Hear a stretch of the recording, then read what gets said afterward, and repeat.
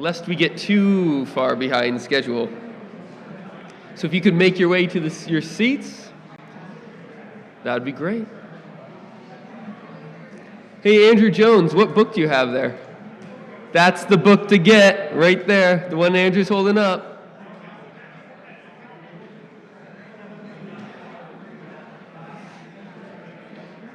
All right, but don't get it now. You can go back to your seats. It's fine. All right, I am very happy indeed to introduce Sean Domencic. He wrote this phenomenal article for us in issue 3 on Salazar's Portugal. I hope that comes up at some point in the next day and a half. But his main outfit is Tradistae, which is a Catholic Workers Association dedicated to Catholic social teaching. He's a co-founder and director of it. And today, he has come to speak in defense of distributist Luddism, which I think many of us will be rather prone to hear, actually. I hate my phone. Welcome, Sean.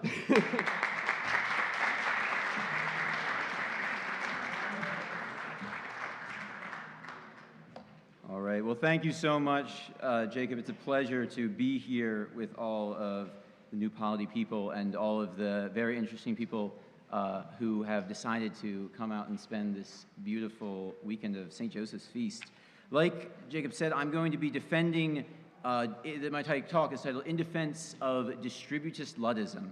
And I have a lot of ground to cover, so I'll get right into it. You'll notice that there are some figures. If you don't have one, make sure you get one of the papers that is being passed out that has some figures that are associated with the talk to help get through my argument here. So I'll begin.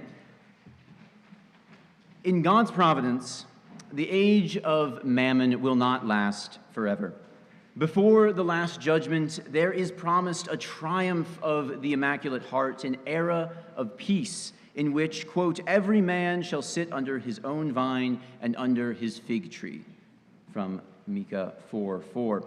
I have argued elsewhere that this distributist mandate, the ideal that ownership should be widespread, everyone his own vine and fig tree, is not only founded in natural law, but is explicitly commanded by every social encyclical from Leo XIII onward. I will not reiterate this point here, but I will defend this defining doctrine of distributism from the accusation that it is impossible on the scale of modern society. First, I will lay out the most compelling argument against distributism made by modernist economics.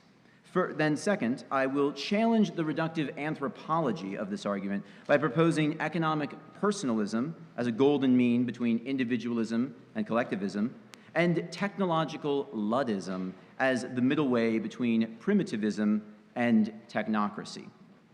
Third, I will make some distinctions on the essential types of human technology. Fourth and finally, I will refute the charges against distributism by outlining a vision of post-industrial distributist society.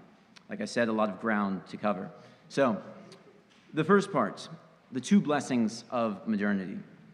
Dorothy Day once asked, "Why are we afraid of being called medievalists?" and refuse the long-range program of ownership, even if it means overturning the whole industrial capitalistic system. The primary objection raised against distributists like Dorothy is to dismiss this rhetoric as romantic naivete. The argument goes as follows. If distributism rejects economies of scale, industrial and digital technology, and the centralization of capital, then we will suffer the loss of many delights, such as modern medicine, air conditioning, high-speed transportation, video games, the internet, and drive-through fast food. With this argument, modern man, so fixated on the things of this world, fails to distinguish between increasing human consumption and increasing human flourishing, a point that John brought up in his talk. It is easy to see how advanced medicine, high-speed transportation, and the internet can contribute to human flourishing. It is much less clear that air conditioning, video games, and drive-through fast foods are signs of civilizational progress. We also find that apparently good technologies are widely abused. Modern medicine can treat malaria. It can also manufacture babies in a laboratory. High-speed railways can connect those struck by famine and to stockpiles of food. The automobile society can create the hyper-atomized suburbs and turn cities into concrete jungles. The internet, under capitalism, only deepens our simultaneous connectivity and alienation. Every progress, says Populorum Progressio, is a two-edged sword. I propose that there exist two, and only two, temporal blessings of modernity, which serve integral human development. And all the rest I will happily consign to the flames. In the pre-modern world, there was always the danger of warlords and the severity of natural disasters. Under capitalism, at least for those who can afford to pay, and at an incredible cost of bodies and souls, we have cured or mitigated these catastrophes through what Vatican II identifies as increased opportunities for social contact and the help of science and technology. The first blessing of increased social contact responds to the problem of regional warlords and roving bandits, which pose a threat wherever the public authority is fragile. When citizens are unable to appeal to the government for legal and physical protection, vicious and violent leaders can easily take advantage of the chaos to exploit the weak and set themselves up as tyrants. The ancient Caesars might only learn of warfare and insurrections weeks after the fact, imposing a geographic size to the limit of the Roman Empire. In the case of civilizational collapse, vast regions and populations often fell into the hands of warlords, lacking any authority to restore peace. Rapid systems of transportation and communication, at their best, allow for the extension of the rule of law, the fraternal cooperation of mankind, and the spread of the gospel. These systems of public goods are intimately connected to the common good, a point which we will later discuss.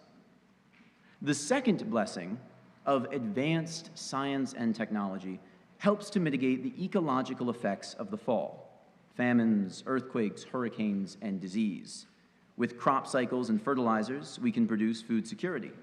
With microscopes and periodic tables, we can produce vaccines and antibiotics. How can we not feel gratitude and appreciation for this progress, especially in the fields of medicine, engineering, and communications, says Laudato Si. Gaudium et Spes is clear that man's labor is to better his circumstances and is in accord with God's will, contained in the mandate of Genesis. But in this industrial age, we must reject what Laudato Si calls the technocratic paradigm, a Baconian God-like quest for knowledge and power, which rejects the moral limits of teleology and natural law. Chesterton proposed that the capitalist, in the role of a magician, creates a hazy association between the idea of bigness and the idea of practicality. Only by dispelling this enchantment of mammon can we escape this doomed age while still retaining these two temporal blessings which I have described. Part 2, the case for personalism and Luddism. In both the social and the scientific field of development, which we've mentioned, there is a Scylla and Charybdis. Socially, we must find the golden mean between individualism and collectivism. Scientifically, we must avoid the twin temptations of primitivism and the technocratic paradigm. I propose that the aforementioned errors each of those ideologies provide are a simplistic program with catastrophic results because they are based on a reductive vision of the human person. Social justice cannot be achieved without reference to true anthropology. In the words of Gaudium et Spes, quote, "Man is the source, the center, and the purpose of all economic and social life," unquote. Consider the blunted vision of these errors. First, individualist capitalism, where man is an atomized individual driven by self-interest and profit. Or collectivist socialism, where man is molded by society, determined by his contingent historical setting. Likewise, according to primitivism, man is a mere animal, subject to nature and unworthy to rule creation. And according to technocracy, man is defined by his mind and imagination, destined to escape the limits of his nature and of his body. As in all errors, each contains a shred of truth, but all are radically insufficient. Man is both an individual made in the image of God with interior dignity and a political animal who finds fulfillment in the common good. Both an active, autonomous self who must labor to serve his needs, and a passive recipient of gifts from God and the social order on which he depends. Man is simultaneously limited by the divine order of natural law and given dominion over creation, which he must till and keep for the glory of God. In short, man is the jewel of creation, and it is because of his many facets that God has judged him very good. By rejecting these social errors, which I've described to capitalism and socialism, the two social errors to be differentiated from the scientific, we can arrive at the Catholic response to the social question. In essence, how to regulate and distribute property and wealth, especially here in the age of capitalism. An illuminating description is provided in the opening of Patrick Deneen's Why Liberalism Failed.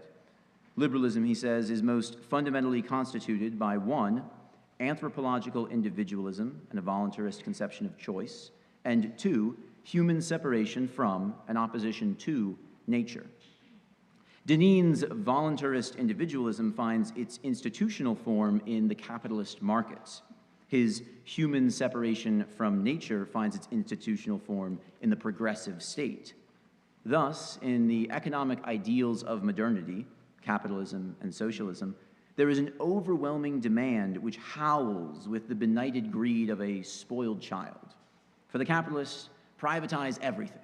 For the socialist, collectivize everything.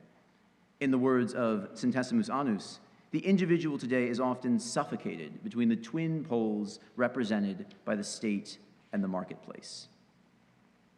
Because this collapses in practice into either Victorian Britain or Bolshevik Russia, some stabilizing alterations are needed to prop up the disordered tyranny. In capitalism, these took the form of the British Factory Acts, which mitigated the unrest caused by the Manchesterian, in essence libertarian economics, condemned by Quadragesimo Anno. In socialism, a parallel exists in Lenin's shift to the New Economic Policy, NEP, which acknowledged the failures of collectivization in some industries, especially agriculture. In neither case is ideological logic allowed to take its course. The results would simply be too inhuman to make the political ideal viable. Thus, capitalism and socialism have arrived at their most stable and equitable forms by abandoning the absolute dogmas of capitalism and socialism. For proof that a market economy can reduce inequality and poverty, one must look to the Nordic model and other forms of European social democracy. All the countries that are praised for their ethical capitalism have an expansive welfare state. On the other hand, few socialists remain to defend the Soviet Union. Post-war leftists, when not referencing also the Nordic model, often point to various third world governments, such as Cuba, Nicaragua, Bolivia, Tanzania, or rebel Zapatista territory. In no case of any of those aforementioned places do we find the abolition of private property, but interestingly, in these latter examples, there is a strong history of Catholic liberation theology. Based on these cases, I cannot deny that capitalist corporatism has been proven to moderate the deformities of capitalism. Likewise, democratic socialism can be innocent of the charges laid against the Bolshevik heirs of Russia. Either could prove tolerable, especially if pioneered by Catholic integralists or other God-fearing men. But neither provide a firm foundation for a mixed personalist economy. Indeed, neither can escape the constraints of their own failed ideologies.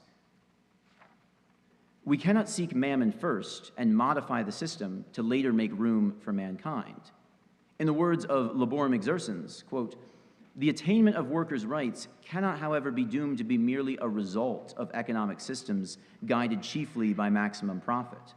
On the contrary, it is respect for the objective rights of the worker, every kind of worker, that must constitute the adequate and fundamental criterion for shaping the whole economy," unquote.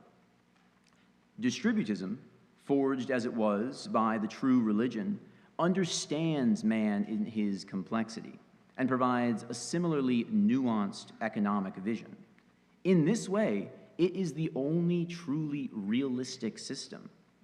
Whereas capitalism is a diabolic system designed for a world without grace, whereas socialism insidiously offers a return to Eden without acknowledging the fall, it is distributism which seeks to supply man's needs while providing safeguards against his temptation to exploit his fellow man.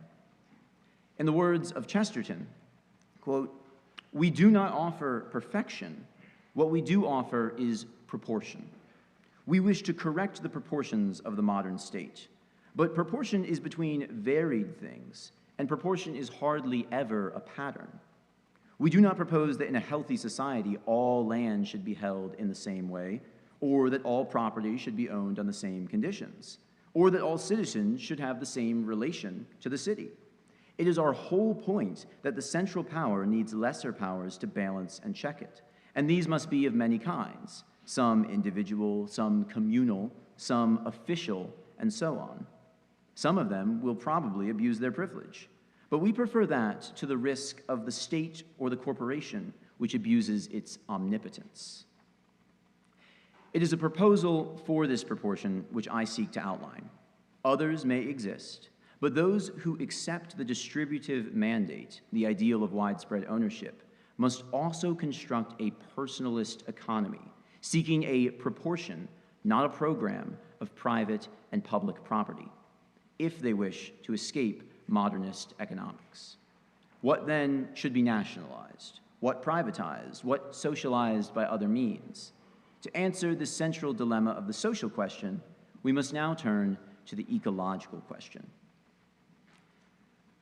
While the origins of capitalism go back to the turn of the 16th century, Kropotkin rightly said that it was the steam engine which became at last the very soul of modern industry. It was the development of the machine engine, circa 1776, and the burning of fossil fuels, that strange fire of modernity, which turbocharged the Western capitalist economy which now envelops the globe. Since 1931, the Church has spoken very explicitly on the rise of industrialism. In Quadragesimo Anno, section 60 states that its riches are not rightly distributed, whereas section 64 clarifies that the wage system is not inherently unjust if regulated. Chapter 3 of Gaudium et Spes asserts that, quote, "Christians are convinced that the triumphs of the human race are signs of God's grace and the flowering of his own mysterious design." But the document warns against the perils of modern science with reference to the atom bomb. Quote, "When God is forgotten, however, the creature itself grows unintelligible. In our own day, the magnified power of humanity threatens to destroy the race itself." Unquote. Soon after, Populorum Progressio declared in section 25, quote, "The introduction of industrialization, which is necessary for economic growth and human progress, is both a sign of development and a spur to it." Unquote. But it warned in section 34 that, quote, "It is not enough to increase the general fund of wealth and then distribute it more fairly. It is not enough to develop technology so that the earth may become a more suitable living place for human beings. The reign of technology, technocracy as it is called, can cause as much harm to the world of tomorrow as liberalism did to the world of yesteryear." Unquote. Section 26 instructs us to distinguish between the rise of industrialization from the, quote, "pernicious economic concepts that grew up along with it." Unquote. While I do not have time for an exhaustive account, this gives a sense of the fact that every encyclical since has continued to reject both primitivism with its anti-industrialism as well as a certain technocratic futurism. Pope Francis, reading the sign of the times, has devoted the entirety of Laudato Si and much of Fratelli Tutti to expounding on these questions. The former summarizes the answer to the ecological question thus, quote, "We have the freedom needed to limit and direct technology. We can put it at the service of another type of progress, one which is healthier, more human, more social, more integral." Unquote. This, I argue, is the essence of true Luddism. Not a rejection of progress, but a willingness to, as the Holy Father says, limit and direct technology for the sake of integral human development, which is true progress. Luddism, which could also be identified as integral ecology, is in contrast to both primitivism and technocracy, the latter being defined as, quote, the way that humanity has taken up technology and its development according to an undifferentiated and one-dimensional paradigm in which the economy accepts every advance in technology with a view to profit, without concern for its potentially negative impact on human beings," unquote. So how does this papal Luddism apply to the nuts and bolts of the economy? The essential elements of any economy are production, distribution, circulation, technology, in essence, investment in capital, and consumption. Throughout Laudato Si, specific rules are provided with regard to industrialism, which correspond to each of these aspects. Regarding circulation and distribution, I will note only that Laudato Si affirms earlier encyclicals on these points. Markets must be based on the universal destination of goods. Profits must be based on a just wage. But three new principles arise, or at least are clarified here. Production must be based on renewable energy. Technology must be based on teleology. And consumption must be based on human needs. None of these statements rejects technological advancement, but all three serve to limit and direct it. Together, they may be described as the foundational principles for an integral ecology. The consequences of integral ecology begin in production. Section 165 begins, quote, "We know that technology based on the use of highly polluting fossil fuels, especially coal, but also oil, and to a lesser degree gas, needs to be progressively replaced without delay," unquote. The section makes permission for the use of fossil fuels only as part of a transitional plan. Eco-socialists sometimes continue to promise that heavy state investment in renewable energy can save the climate while still providing economic growth. But the trajectory of energy innovations makes this claim extremely dubious. As Chris Smage has put it, quote, "These lower carbon forms of energy haven't substituted for fossil fuels. They've merely added to the total energy consumption dominated by high-carbon fossil fuels, whose consumption has risen inexorably," unquote. And I direct you to Figure 1 to see just how much of the renewable energy is actually likely and currently able to replace the continually growing use of fossil fuels. Section 22 observes that, quote, "Our industrial system has not developed the capacity to absorb and reuse waste and byproducts. We have not yet managed to develop a circular model of production," unquote. Proposing such a model is non-negotiable for a Catholic vision of the social order in the 21st century. Even if its scope were limited to the gasoline automobile, the practice of Luddism has been commanded by the Vicar of Christ. The fact that we must produce global energy is, in truth, a blessing because it forces us to let go of certain technological investment and consumption patterns. Our job is to choose the vicious ones. Regarding technology, the encyclical states that, quote, "Any legitimate intervention will act on nature only in order to favor its development in its own line, that of creation, as intended by God," unquote. This rules out a great deal of biotech, the specifics of which deserve continued discussion. We must make political judgments in order to avoid unintended consequences in our ecosystem and cultures. We have to accept, says Pope Francis, that technological products are not neutral, for they create a framework which ends up conditioning lifestyles and shaping social possibilities. Decisions which may seem purely instrumental are in reality decisions about the kind of society that we want to build, unquote. Now, regarding consumption, the encyclical explicitly aligns with the degrowth movement. The Holy Father says, "The time has come to accept decreased growth in some parts of the world." For Western post-industrial societies, he proposes, quote, "a growth marked by moderation and the capacity to be happy with little," unquote. This will require a bold cultural revolution, he says. Having outlined all these principles, I can now offer a definition of my proposal. Catholic social teaching calls for widespread ownership of property, the distributive mandate, a mixed economy of private, public, cooperative, nonprofit, and common property, the personalist economy, and Luddite limitations, which subordinate technological advances to human development within ecological limits, integral ecology. Figure 2 outlines some of the common errors that distributists often make on this point. I'm sympathetic to all of these schools of thoughts, but none of which I can fully agree with.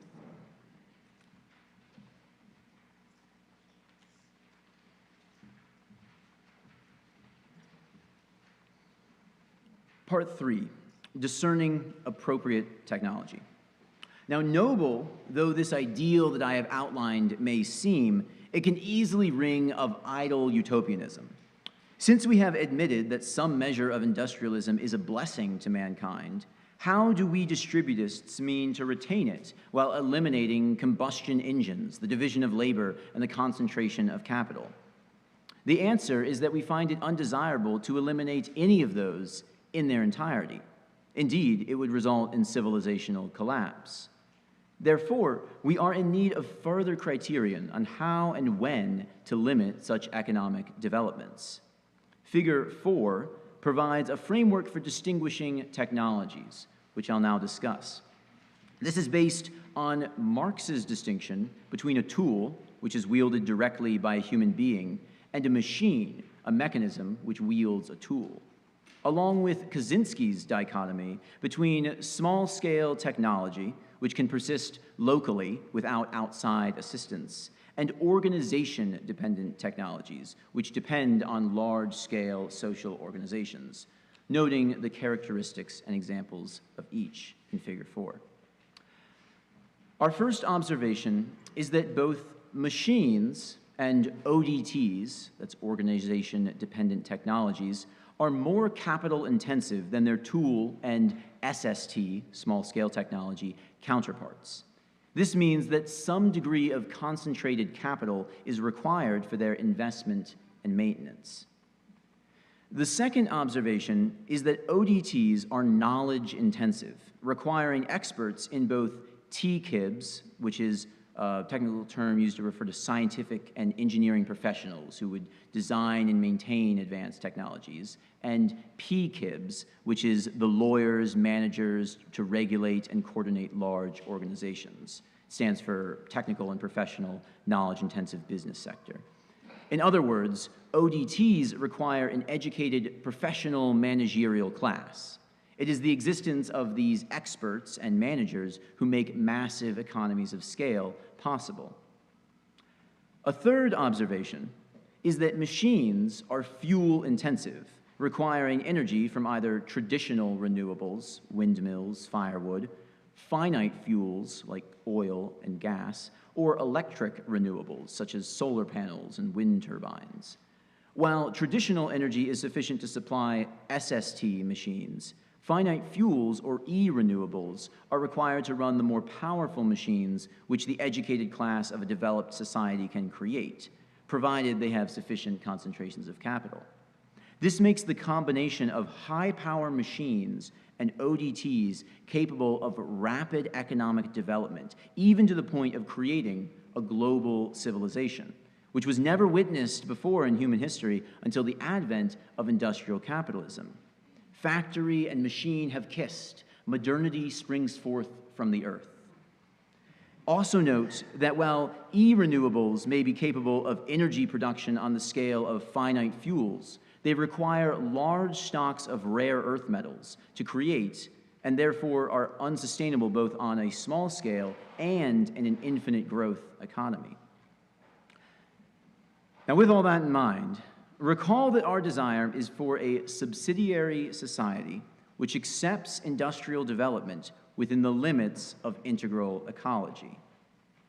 Using these distinctions alongside the subsidiary levels of public authority, we find that the aforementioned characteristics of technology fit more or less neatly into this framework of subsidiarity. Villages have the capital to afford machine SSTs, which are unavailable to the family, People can pool their resources and create a water mill in a village. Likewise, diverse skilled handicrafts become possible in a village economy.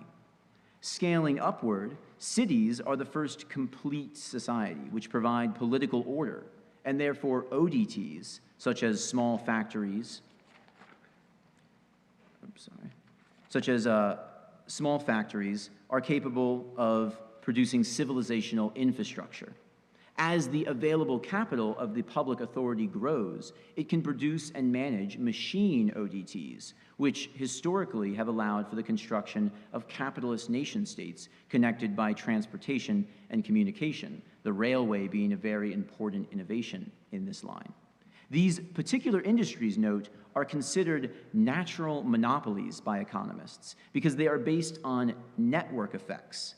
In essence, networks whose value increase exponentially through the addition of new users. It's an important concept. For example, once a transnational railway is constructed, it costs relatively little to link up new cities, while each addition increases the size of the transportation network rapidly.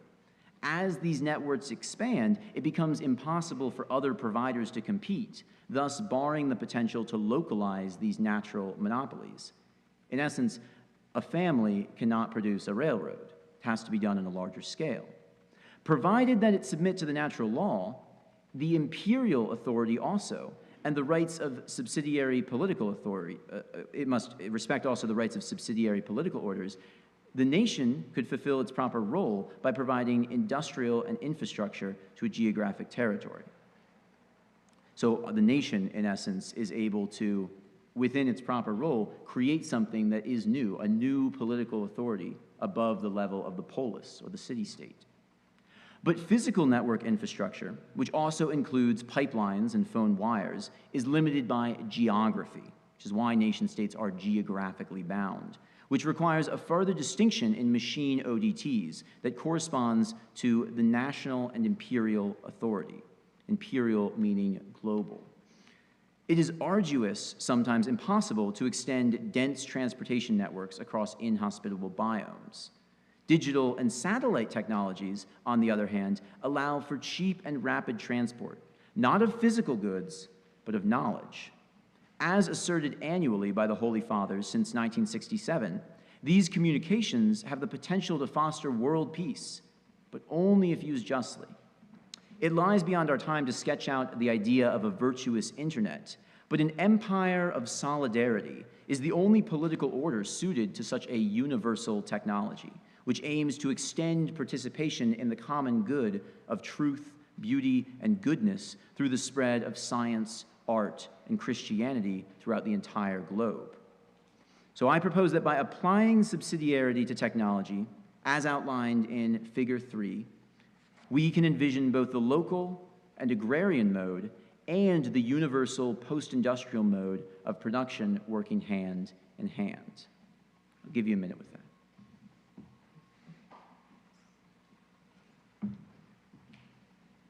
I hope that's made sense. So, in part 4, how do we find the golden ratio? To further clarify and conclude our model, let's go back to the personalist economy mentioned earlier and the ability of machine ODTs to provide public goods unknown to the Middle Ages. Those public goods are the key thing that makes people not want to go back to pre-modernity, with plagues, with the inability to produce literacy across large populations. That is what people that's what people are actually after in looking to the modern world.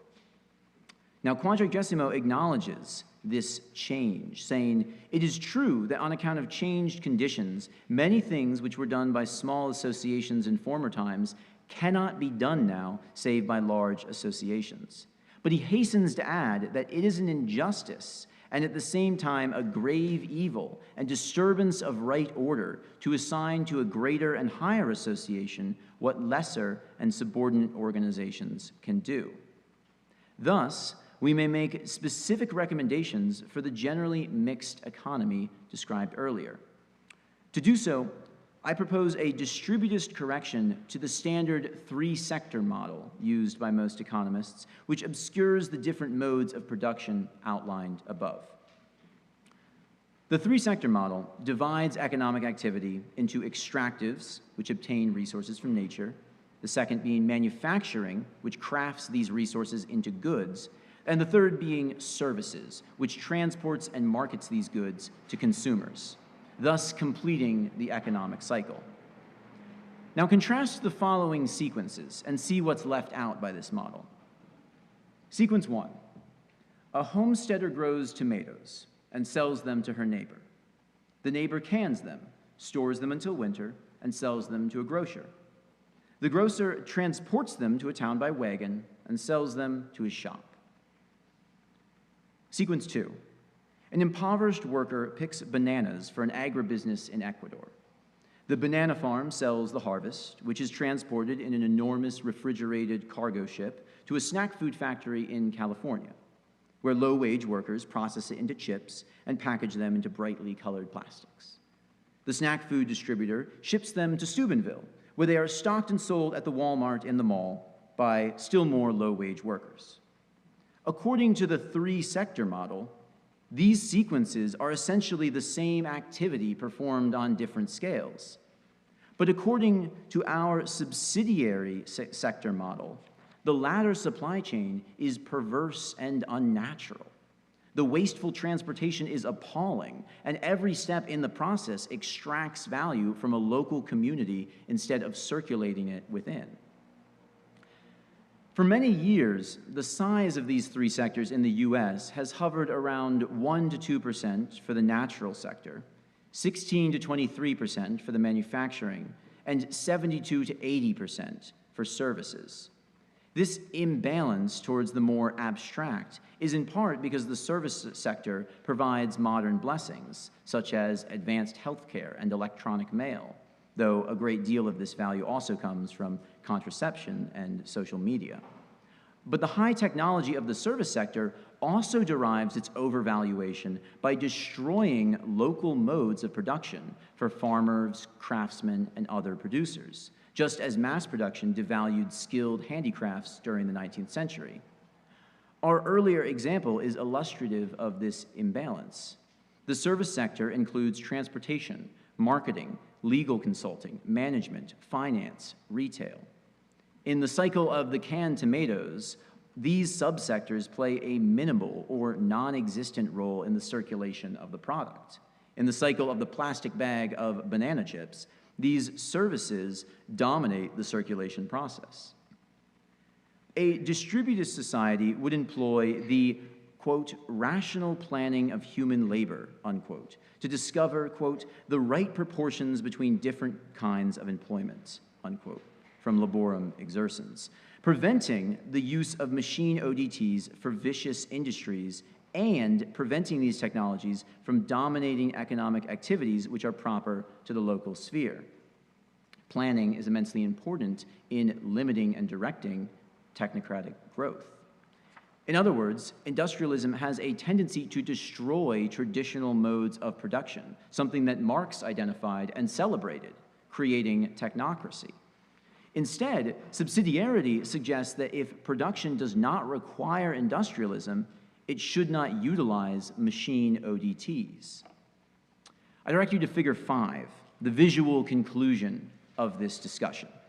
It provides a visual representation of my model and offers new names for 6 economic sectors. Note that this model is not an expansion, but a rejection of the three-sector model. The old classification of extraction, manufacture, and service occurs on all of the economic sectors I outline. I propose that the stages of the commodity cycle are less important than the technologies which are used along the way. The first sector you'll see is the agrarian, which refers very broadly to farming and its related activities. This would be the foundation of a national economy, as it still remains in the Third World. Chris Smage, the already cited author of A Small Farm Future, has outlined the possibility and necessity of such a future in his work, an overview of which is sadly beyond our scope. Importantly, Smage's statistical analysis shows that Britain could become food self-sustaining with only 15% of the labor force employed in agriculture. This is alongside evidence that it is not the state of peasantry which induces hunger, but exploitative land rents and the so-called arable corner of the global markets. Furthermore, the arguments that family farming would lead to global famines are simply unfounded.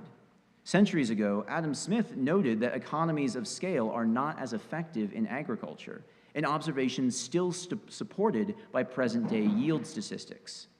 It is precisely the absence of subsidiarity which makes the world's poor reliant on the whims of the state or the market for their daily bread. Of all human goods, only air and water rival food for their imminent necessity, and all three are constituent of arable land. Therefore, they should be secured as locally as possible. This is a form of economic autarky which can protect the family and the village from totalitarianism. Moreover, while an agrarian sector workforce of 15+% is a drastic increase in post-industrial nations, it is not a return to the 90+% of the pre-modern world. Distributists have rightly championed the Back to the Land movement, but this need not conflict with healthy industrial development. The second sector, handicrafts, is largely an extension of the first. As several families come together in a community, they not only recover from the atomization of late capitalism, but they secure a historically natural economy of scale in which certain families can decrease their farm work to specialize in useful skills, such as needlework, pottery, butchery, etc. This is another element of local autarky, the ideal of parish-village resiliency, as well as the foundation for artisanal culture, which is presently enslaved to the whims of affluent consumers. Note also that this is on the level where the commons, an agricultural resource owned, used, and maintained by a community, must be restored. The commons were a nearly universal characteristic of pre-modern peasant society. In the transition to distributism, the return of this institution can bind together intentional communities, promote ecological conversion, and sustain the agrarian and handicraft sectors. The third sector is manufacturing, which includes so-called light industry, in essence, textiles, printing, metal fabrication, etc. Building trades, such as construction, plumbing, cabinetry, tool making, and certain public utilities. Whereas our handicrafting artisans might perform similar work alone or part-time with basic tools, manufacturers would begin to involve ODTs and expert knowledge. It is in these manufacturing cities, the node of political order for the surrounding village, yet the most parochial node of international society, that we will find the most mixed economy. Whereas the family enjoys complete private property, bolstered by the commons, the city will require a restoration of the medieval institution of the guilds, which the popes have pointed to as a model. As described by Belloc, guildsmen own tools privately, but cooperatively owned capital-intensive machinery. Management and profit sharing are regulated by the education process from apprentice to master, which balances the hierarchical structure and the egalitarian ownership. Finally, the tendency towards competitive monopoly is restrained by the cooperative monopoly of the guild. Additionally, cities will require a significant public sector to provide services like law enforcement, market regulation, transportation, relief services, sewage, water, and some degree of electrification. These public enterprises, in turn, will require unions to ensure the rights of such workers, who would number among the few true proletarians in a distributist society. Whether an industry ought to be constituted in the unionized public sector or in the cooperative private sector depends on whether it produces private goods, which supply the needs of a family, or public goods, the latter being goods which directly contribute to the peace of public order, in essence, the common good. Figure 5 also locates the mercantile sector in the city. This refers to retail stores and credit institutions. Here, it is essential to criminalize usury, which means that gift loans must replace predation on the poor, renting to own must replace buying on credit, and joint ownership must replace business loans. All of these institutions must be carefully regulated to prevent disguised usury and unjust prices. But this prohibition alone is insufficient. Mercantile monopolies must also be abolished, allowing trade and credit to take their proper and more moderate place in the body politic, as St. Thomas Aquinas outlines in De Regno. It is difficult to imagine the elimination of the stock exchange apparatus, barring the collapse of global civilization, but it remains an essential goal necessary for degrowth and distributism alike. The relocalization of the market would highlight the social contribution of small retail businesses, community marketplaces, and long-distance merchants, while the relocalization of finance would solve the Macmillan gap, a problem in which small and medium enterprises, SMEs, are unable to secure capital because of the higher rate of return offered by global finance. The fifth sector, the industrial, refers to the heavy industries, advanced medicine, public goods proper to the nation-state. The organization of this sector shares many qualities with the manufacturing sector, but with increased fuel requirements, longer supply chains, and more technical and managerial overhead. Given ecological limitations, not many industries belong to this category, but most that do will likely require state ownership because, in the words of Quadragesimo Anno, certain kinds of property, it is rightly contended, ought to be reserved to the state, since they carry with them a dominating power so great that they cannot, without danger to the general welfare, be entrusted to private individuals, unquote. To socialize these centralized institutions, corporatist models, such as vocational representation and workers' congresses, should be employed in the nationalized utilities of the public sector, whereas models of worker self-management, such as syndicalism and autogestion, should be employed in the Mondragon-style corporations of the private sector. The sixth and final sector, the digital, would be similarly managed, but by the global government, which would be tasked with maintaining the res communis, that is, the common heritage of all mankind, whether the global ecosystem or the cultural and intellectual patrimony of human civilization. Internet infrastructure would be the tool to monitor the former and to maintain the latter. Among the nations of the world, it would be the role of this imperial authority to, quote, bring about integral and timely disarmament, food security and peace, to guarantee the protection of the environment and to regulate migration, unquote, from Caritas in Veritate by Pope Benedict XVI. For the common man, the principal public utility of this sector would be worldwide access to scientific knowledge, to literature, art, and cultural beauty, and to evangelization, catechesis, and ecumenical dialogue. In such a world order, with each of these six sectors properly integrated into a virtuous economy, we could overcome what St. John Paul II called the underdevelopment of the global south and the superdevelopment of the first world. While the poor of the earth could finally participate in the blessings of industrialism, the various capitalist enterprises that we might call the vicious sector, which entails everything from pornography to luxury cruise ships, could be entirely eliminated. Our acquisitive society could at last be freed of, again, what St. John Paul II calls the sad effects of this blind submission to pure consumerism. In closing, I return to this rallying cry of every man his vine and fig tree.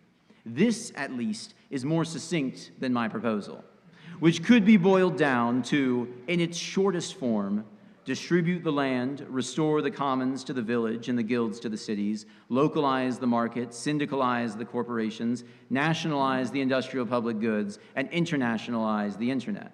Rather wordy for a rallying cry. Rather than a death-driven civilization riveted to production and consumption by the logic of the superstate or the global market, a distributist society can hope to achieve a prudent pace of industrial development through a personalist and Luddite approach to economic and technological growth. In short, when it comes to industrialism, we should listen to the words of the blessed apostle. Test all things, hold fast to what is good. Thank you.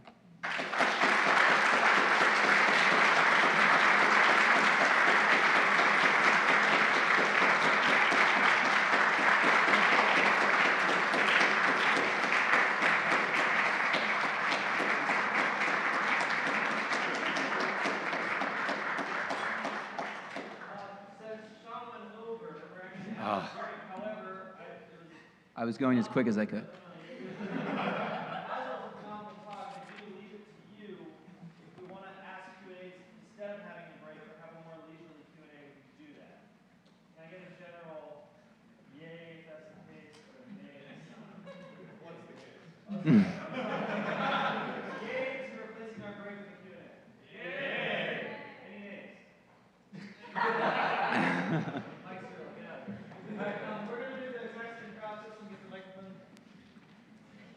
You're going to be setting up a table?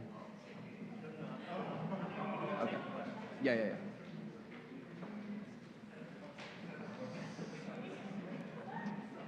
You can ask me a talk whenever. You can ask me a question whenever. What are you doing? Wonderful. Sean, I was very impressed with the talk. Thank you. You have a lot of wonderful recommendations for the economy. There's a principle that I'm curious what your thoughts on the principle would be. Sorry, I'm not making this short. Let me be very quick. Aquinas says that at some points we should allow evils to be legal rather than make them illegal, because making them illegal would lead to a greater evil such as insurrection.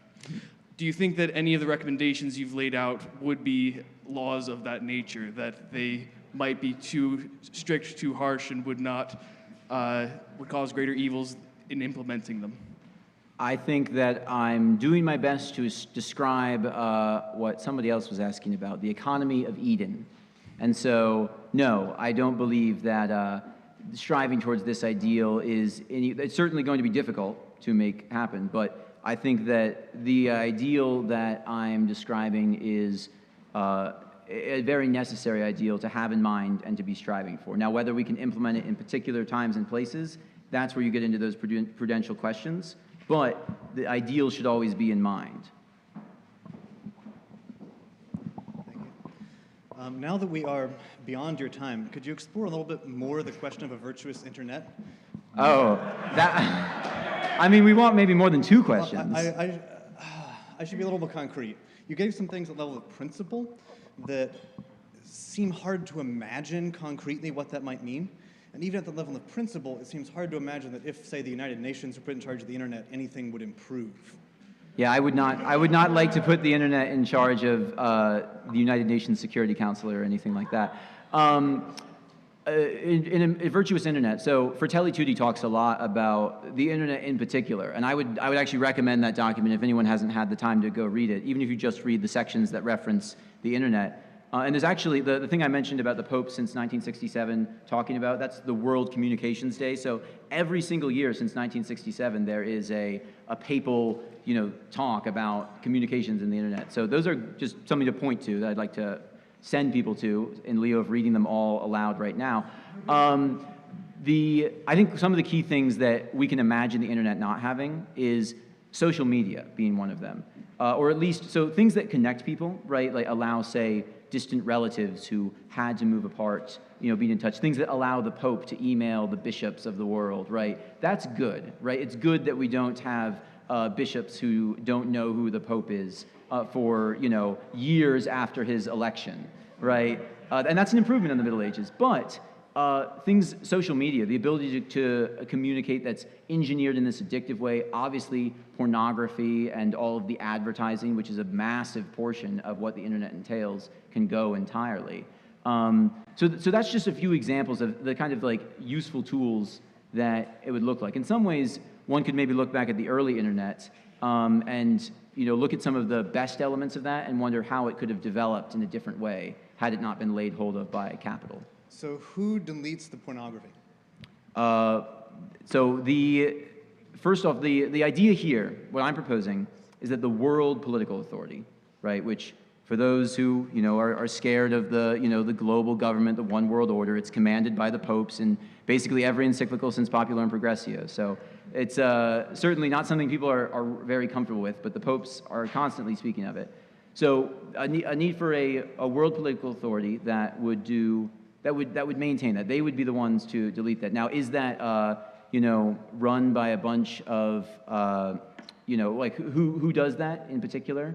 I don't necessarily want to get into the gritty details of the pornography regulation, but that I think would be the general idea, that a world authority, because no particular authority would have the ability to maintain that kind of infrastructure. So in a virtuous internet, would Mark Barnes be able to have a blog? Anyone else could have a blog. No, it's too dangerous. It'd be too insurrectionary. No, I think a lot of those questions, I don't want to come down really hard and say, because I can't say, well, what I'm saying here, I can cite encyclicals on. I can't, the encyclicals don't say, blogs are inherently evil. But I think that question is a valid one. Are blogs useful? Is that sort of communication something that would exist? Maybe it would exist in a way that is localized. Maybe it would not exist. Maybe it would exist simply as it does now, with certain limits. Maybe you would if something is being in a just society, of course, heretical or evil or pornographic or whatever on a blog, then maybe it's reported to the village authority and handled on a more local level. I think there's a lot of prudential ways you could imagine in internet working. I might, that's I think an important discussion, but it's more of discussion I want to point to having and not to one that I can say I have a list of what I'm proposing. And it's also, because it's prudential, it's something that reasonable people can disagree on. It's not commanded by the popes. Thank you. Sure. I've got a really practical question. Have you published this vision anywhere such that we could refer back to it or read it? This is my first time presenting it. It was completed, the last finishing touches in the car right here. Well, please do. Yes, certainly. It's hot off the presses. Cool.